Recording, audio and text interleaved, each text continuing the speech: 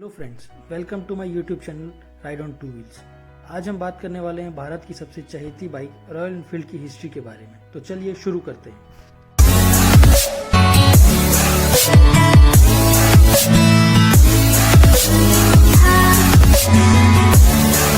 Year 1891 में businessman Bob walker Smith और Albert AD ने मिलकर जॉर्ज टाउनसेंड कंपनी को खरीदा, जो रेडिश में थी। जॉर्ज टाउनसेंड कंपनी 50 वर्षों से नीडल मैन्युफैक्चर और सेल कर रही थी और हाल ही में साइकिल का निर्माण करना भी शुरू किया था। ईयर 1893 में बॉब वॉकर स्मिथ और एल्बर्ट एडी ने royal small arms factory of Enfield से प्रिसीजन पार्ट्स सप्लाई करने का कॉन्ट्रैक्ट जीता। इस कॉन्ट्रैक्ट जीतने की खुशी में उन्होंने अपनी कंपनी का नाम बदल के एनफील्ड मैन्युफैक्चरिंग कंपनी लिमिटेड रख लिया। ईयर 1893 में बॉब वॉकर स्मिथ के द्वारा डिज़ाइन की गई बाईसाइकिल्स का नाम द एनफील्ड रखा गया। यही वह समय था जब trademark made like a gun को रजिस्टर करवाया गया। ईयर 1898 में बॉब वॉकर स्मिथ ने अपनी कंपनी का पहला मोटरसाइकिल डिज़ाइन किया, जिसे क्वार्टर साइकिल के नाम से जाना जाता था। ईयर 1898 में कंपनी ने अपना नाम बदलकर the Enfield cycle company limited किया, जो कि 70 वर्षों तक जाना गया।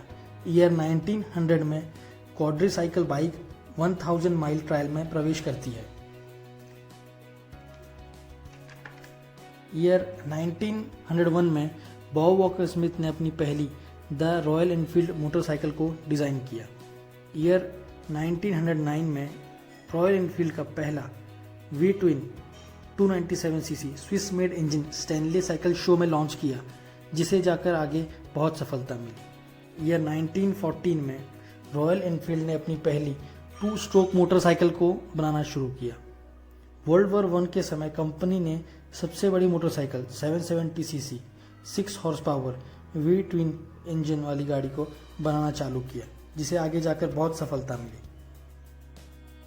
वर्ल्ड वॉर 1 के समय कंपनी अपनी मोटरसाइकिल्स को British, Belgian, French, United states को सप्लाई करती थी।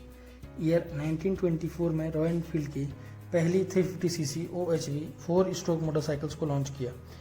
इसी साल लेडीज़ मॉडल 225 सीसी को भी लॉन्च किया गया। ईयर 1926 में 18 एकड़ वाले कारखाने में भीषण आग लग गई थी, जिसे वर्कर्स ने खुद ही अपने काबू में लाया। ईयर 1930 के आने वाले दशक की शुरुआत 11 मॉडल के साथ हुई थी, जिसमें 225 सीसी 2 स्ट्रोक मॉडल से लेकर 976 सीसी वी ट्विन मॉडल तक थी। ईयर 1932 में the legendary bullet motorcycle London में लॉन्च की गई। ईयर 1933 में बॉब वॉकर स्मिथ का निधन होने के बाद उनके बेटे मेजर फ्रैंक स्मिथ ने एनफील्ड साइकिल कंपनी को संभाला और आगे बढ़ाया। War II, Royal Enfield designed the world's first airborne motorcycle. Almost 8,000 flying fleas were made, with many being dropped at the Battle of Arnhem and the D-Day invasion. Year 1939 to 1945 में Royal Enfield ने world war 2 के समय military motorcycles, bicycles, generators and anti aircraft gun बनाना चालू किया। इसी के साथ सबसे अच्छा मॉडल 125 सीसी एयरबॉर्न मोटरसाइकिल भी बनाया, जिसे फ्लाइंग फ्ली के नाम से भी जाना जाता था। ये मोटरसाइकिल दुश्मन की रेखाओं के पीछे पैराट्रूप्स के साथ पैराशूट्स के थ्रू उतारा जाता था। ईयर 1949 में एक 350 CC bullet and 500 twin motorcycles को यूके में लॉन्च किया गया था, जिसे मार्केट में बहुत पसंद किया गया। ईयर 1949 में KR सुंदरम ने रॉयल एनफील्ड की मोटरसाइकिल्स को इंडिया में इंपोर्ट करने के लिए मद्रास मोटर्स की स्थापना की। फिर ईयर 1952 में मद्रास मोटर्स को भारतीय सेना से 500 350 सीसी बुलेट्स के लिए ऑर्डर मिला, तो ये ऑर्डर को सप्लाई करने के लिए रेडिट से मोटरसाइकिल्स मंगाई गई और इन्हें बहुत सफलता हासिल हुई। ईयर 1955 में एनफील्ड इंडिया को इंडिया में ही फैक्ट्री बनानी थी, जिसके लिए उन्होंने तिरुवतियूर मद्रास में फैक्ट्री बनाने का काम चालू किया। फिर ईयर 1956 में तिरुवतियूर की जो फैक्ट्री थी उसे अंडर द लाइसेंस चालू किया गया। फिर अगले साल ईयर 1955 में मद्रास मोटर्स को बहुत ही ज़्यादा सफलता हासिल हुई और एनफील्ड इंडिया ने मद्रास मोटर्स के साथ पार्टनरशिप भी स्टार्ट किया। ईयर 1956 में एनफील्ड इंडिया ने बुलेट की 163 मोटरसाइकिल्स बनाई। इन्हें किट के तौर पे इंग्लैंड से इंपोर्ट किया जाता था और इंडिया में असेंबल करके बेचा जाता था। ईयर 1964 में iconic the continental GT cafe racer को लॉन्च किया गया, जो उस समय के यंग यूथ के बीच में बहुत ज़्यादा फेमस हो चुकी थी। ईयर 1967 में प्रोडक्शन में केवल 2 ही मोटरसाइकिल्स बची थी, जिसमें कि पहली है 250 सीसी कॉन्टिनेंटल जीटी एंड दूसरी है 736 सीसी इंटरसेप्टर मॉडल। 2 मॉडल बचे होने के कारण रेडिस की जो फैसिलिटी थी, प्रोडक्शन फैसिलिटी, उसे ईयर 1967 में बंद करना ही पड़ा। ईयर 1977 में एनफील्ड इंडिया ने 350 सीसी बुलेट्स को इंडिया में पूरी तरीके से मैन्युफैक्चर करना चालू किया, जिसे यूके और यूरोप में एक्सपोर्ट किया जाने लगा। ईयर 1989 में एक नई 24 bhp 500 सीसी बुलेट को इंडिया में लॉन्च किया गया। इसे इंडिया में लॉन्च किया गया, लेकिन इस मोटरसाइकिल 500 सीसी बुलेट का जो प्राइमरी मार्केट था वो इंडिया से बाहर एक्सपोर्ट करने का ही था, जो इंडिया से बाहर एक्सपोर्ट किया गया। और फिर ये जो बुलेट 500 सीसी मॉडल था, ये 3 मॉडल्स में अवेलेबल कराया गया कस्टमर्स को, classic model, deluxe model and superstar trim model, जिसे कस्टमर्स ने बहुत पसंद किया।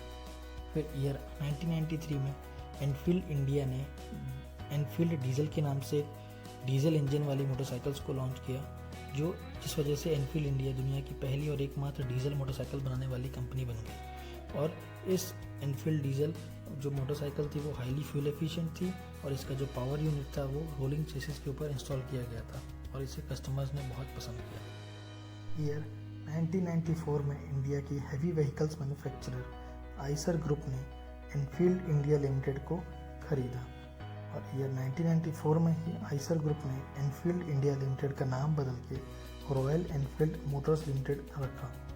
ईयर 1999 में एक ऑस्ट्रियन कंपनी के डिज़ाइन का उपयोग करते हुए A350 के रूप में जाने जाने वाला 350 सीसी ऑल एल्यूमिनियम लीन बर्न बुलेट का प्रोडक्शन स्टार्ट किया। और हाँ, ईयर 1999 में ही जयपुर में रॉयल एनफील्ड ने अपना प्लांट भी शुरू किया। ईयर 2001 में daredevils Indian army corps of signal Jabalpur की motorcycle display team 10 350 CC bullets पर 201 लोगों का एक पिरामिड बनाती है, और जिससे 200 मीटर्स तक चलाया जाता है, जिससे एक वर्ल्ड रिकॉर्ड कायम हो जाता है। ईयर 2002 में थंडरबर्ड के नाम से रॉयल एनफील्ड इंडिया ने एक स्टाइलिश लीन बर्न क्रूजर को इंडिया में लॉन्च किया गया, जिसे कस्टमर्स ने बहुत पसंद किया। इस बाइक में 1960 के दशक के बाद से रॉयल एनफील्ड पर इस्तेमाल किया गया पहला 5 स्पीड गियर बॉक्स लगाया गया था, जिसे बहुत सक्सेस हासिल हुई। ईयर 2004 में 500 सीसी इलेक्ट्रा एक्स को भी लॉन्च किया गया, जिसे डायरेक्टली इंडियन मार्केट के बाहर एक्सपोर्ट किया जाने लगा। ईयर 2005 एनफील्ड इंडिया, जो कि अभी रॉयल एनफील्ड मोटर्स लिमिटेड के नाम से जानी जाती थी, उसे 50 साल इंडिया में काम करते हुए हो चुके थे, और ये बहुत ही सक्सेसफुल 50 साल रहे। ईयर 2008 में थंडरबर्ड ट्विन स्पार्क को भारत में एक नए यूनिट कंस्ट्रक्शन इंजन के साथ लॉन्च किया गया था, जो कि एक कस्टमर्स के लिए अलग ही बाइक थी, बहुत सक्सेसफुल बाइक। ईयर 2008 में रॉयल एनफील्ड ने क्लासिक मॉडल को लॉन्च किया, जो कि पहली 500 CC EFI euro 3 compliant motorcycle थी, जिसे यूरोपियन मार्केट के लिए बनाया गया और यूरोप में ही एक्सपोर्ट किया गया। ईयर 2009 में रॉयल एनफील्ड ने 500 सीसी UCE इंजन वाली मोटरसाइकिल को लॉन्च किया, जो कि retro style classic version motorcycle थी। ईयर 2011 में कंपनी ने ओरेगन में 50 एकड़ लैंड परचेज किया, ताकि वो अपना प्लांट को बना सके और अपनी मोटरसाइकिल्स मैन्युफैक्चर कर सके वहाँ पे। फिर ईयर 2011 में ही रॉयल एनफील्ड की तिरुवत्तूर प्लांट ने एक नया रिकॉर्ड कायम किया, जिसमें 1,13,000 मोटरसाइकिल्स को बनाया और बेचा गया था एक साल में। ईयर 2013 में तमिलनाडु के ओरेगन में जो प्लांट ओपन किया वो एक state of the art factory थी, जहाँ पे रोबोटिक पेंट करने वाली मशीन्स के साथ ही ऑटोमेटिक असेंबली लाइन भी थी, जो कि बहुत ही सक्सेसफुल रही थी। ईयर 2013 में जो ओरेगन में state of the art factory को स्टार्ट किया गया था, वहाँ पे रोबोटिक पेंट सुविधा वाले जो फैसिलिटी थी वो भी अवेलेबल थी। ईयर 2013 में ही 48 ईयर्स के बाद कंपनी ने वापस से अपना continental GT cafe racer bike को लॉन्च किया। ये continental GT cafe racer bike specifically design किया गया था हैरिस परफॉर्मेंस के द्वारा। ये एक फैब्रिकेशन एंड डिज़ाइनिंग कंपनी है। इस बाइक में 535 CC engine UCE unit control engine को भी लगाया गया था, जो कि बहुत ही पावरफुल इंजन था। ईयर 2014 में रॉयल एनफील्ड ने न्यू दिल्ली के खान मार्केट में एक्सक्लूसिव गियर स्टोर चालू किया, जहाँ पे वो अपने जैकेट्स, शूज़, टी-शर्ट्स और बाकी एक्सेसरीज सेल आउट किया करते थे। ईयर 2015 में renowned British motorcycle design and fabrication firm Harris performance को खरीदा गया। इसके पीछे का मकसद था ताकि रॉयल एनफील्ड अपने डिज़ाइन और फैब्रिकेशन को बढ़ा सके। ईयर 2015 में रॉयल एनफील्ड ने नॉर्थ अमेरिका में अपना पहला डायरेक्ट डिस्ट्रीब्यूशन सब्सिडरी ओपन किया, ताकि वो डायरेक्टली एक्सपोर्ट करके नॉर्थ अमेरिका में सेल आउट कर सके। ईयर 2016 में रॉयल एनफील्ड ने अपनी पहली एडवेंचर मोटरसाइकिल हिमालयन को लॉन्च किया, जो कि on road end of road bike थी, 411 सीसी बाइक हिमालयन। ईयर 2017 में रॉयल एनफील्ड ने अपनी पहला नया टेक्नोलॉजी सेंटर यूके में ओपन किया, ताकि अपने डिज़ाइन और स्पेसिफिकेशन को इम्प्रूव कर सके। ईयर 2017 में कंपनी ने अपना तीसरा प्लांट शुरू किया, जो कि स्पेसिफिकली 350 सीसी मोटरसाइकिल्स को बनाने के लिए ओपन किया गया था। और इसी साल कंपनी ने अपनी एक iconic brand continental GT 650 CC motorcycle को लॉन्च किया, जो कि यूथ के बीच में बहुत ही सक्सेसफुल रही। और कंपनी ने वापस से इसे लॉन्च करके बता दिया कि कॉन्टिनेंटल कैफे रेसर इंडिया में बहुत ही ज़्यादा सक्सेसफुल रहेगी। ईयर 2018 में रॉयल एनफील्ड ने अपनी क्लासिक 500 पेगासस को यूनाइटेड किंगडम्स में लॉन्च किया, और ये एक लिमिटेड एडिशन बाइक थी, जिसके केवल 1000 यूनिट ही प्रोड्यूस किए जाने वाले थे और सेल किए जाने वाले थे।